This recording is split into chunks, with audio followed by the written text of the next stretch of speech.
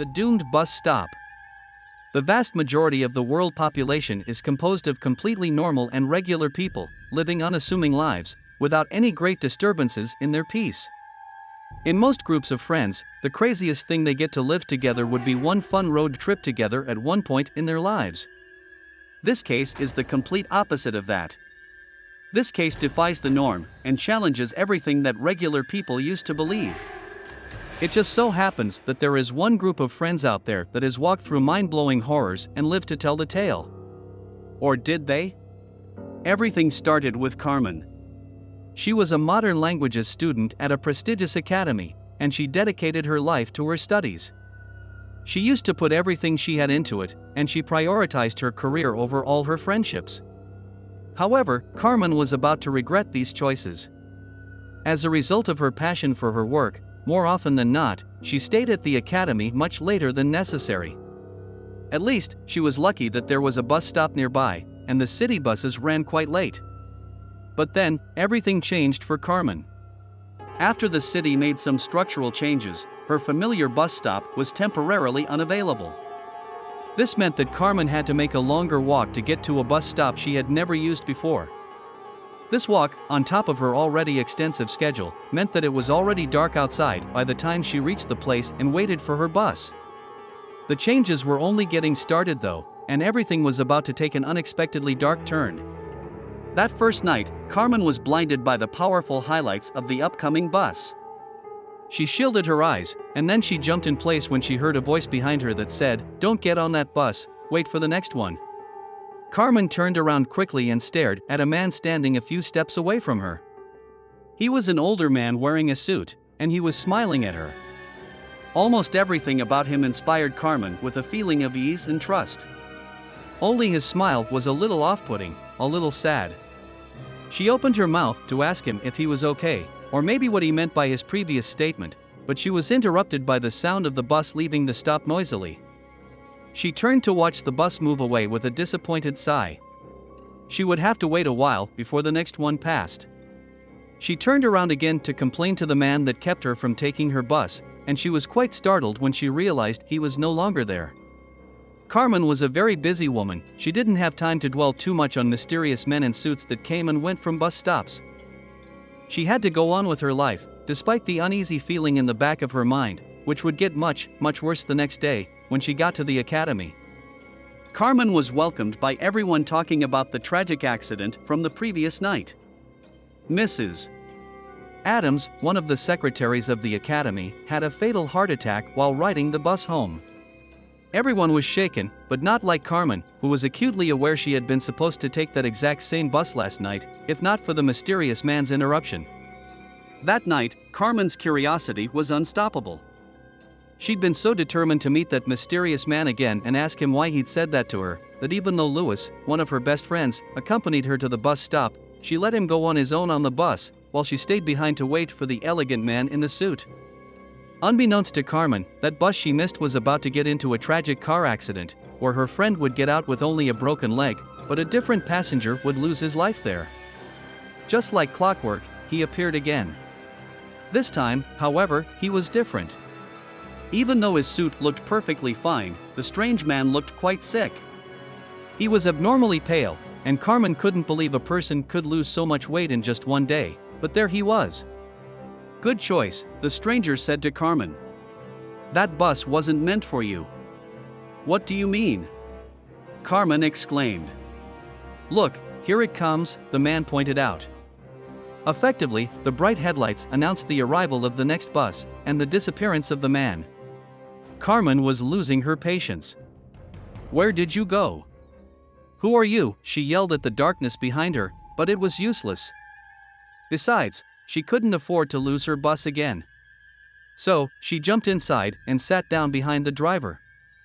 It was a matter of seconds before Carmen felt a cold breeze, a chill so extremely cold that made her shiver all over before she realized it was someone breathing in her ear. She turned around harshly and stared at the man from the bus stop sitting right behind her with a horrifying smile on his gray face. He couldn't have gotten in behind her, she would have noticed. Was he following her? Torturing her? "Someday it'll be your turn," he whispered to Carmen. The fear almost made her cry, but then she heard a different voice. "Miss, are you okay?" It was the bus driver, staring at her through the rearview mirror. The rearview mirror. Carmen couldn't help but scream when she looked at it. She was completely alone on that bus. The bus driver hit the brakes, worried about his passenger, but nothing could calm Carmen down. She had noticed a terrible, terrible little detail that would change her life forever. She couldn't wait to tell her friends about it when she had the time. There was only one problem. Carmen had no idea the kind of personal nightmares her dear friends were experiencing right at the same time as her. You're never home alone. It's never easy to put into words the meaning of friendship. There's that group of people that day after day we choose to include in our lives, people that we share good and bad times with, people that we share so many memories with and we miss when they're not with us. Naturally, most people will think about classmates or colleagues that became family. But what about those strangers that we don't go out to parties with, but still have been a part of our lives for longer than some of our best friends? How much would you risk for that kind of friend? Who would you run to when you find yourself unwillingly trapped in someone else's nightmare? This is the story of Peter and two good old friends of his. Not his best friend from high school or college, no. This is about Peter and the Smiths, the old couple that lived in the big house at the end of the street where Peter grew up. When he was a kid, when he was even shorter than the lawnmower, Peter started working in the garden of his neighbors to earn a few dollars. Out of everyone in the entire street, the kindest people were always the Smiths, who gave him extra money, lemonade, and even cookies every time he worked in their garden. As he grew up, he did more than mowing the lawn. He planted flowers and trees, painted the house, and fixed little things here and there. At some point, he didn't need the money anymore, but he couldn't say no to them. The couple had been very old for as long as he could remember, so much so that he was impressed they were still alive. So, when they announced they were leaving for 3 months to visit their grandchildren abroad and needed someone to take care of the house and stay there a couple of days a week just to keep everything in check, Peter didn't find it in himself to turn down their offer. Besides, all he had to do was keep the house alive, right? How hard could it be, Peter wondered. Those were going to be the easiest 3 months of his life. Surely this was the furthest thing from a threatening and ominous adventure. Then, the first night at the Smiths' house happened. Everything was fine during the day. Their garden was like a second home to him, and the inside of the house was very nice, if only a little dusty. Peter thought about making the most of his time, and started cleaning the house, and that's when he heard it for the first time. It was an old man's cough. That gross sound that's somehow wet and rough at once, something sick and scratchy, that would make anyone wince in normal circumstances, but, for Peter, who had been so sure he was alone in that big house, it was instantly terrifying. He ran upstairs, following the sounds, praying that it was just the sound of a messed up bird in some window, but, no matter how frantically he looked, he found nothing. Peter found nothing, except for a very peculiar painting in the hallway. He had been upstairs just once before but had paid no attention to that picture. It was an old painting of an elderly couple, and they were oddly familiar to Peter. He was mesmerized, studying that painting, until he was disturbed by that ugly sound again. An old man's cough, deep and sick, something that had to come straight from the hospital, if not the morgue. Peter followed the sound again, and ran toward the open window. Once there, he couldn't believe his eyes. His heartbeat quickened, he started sweating, and he felt frozen in place.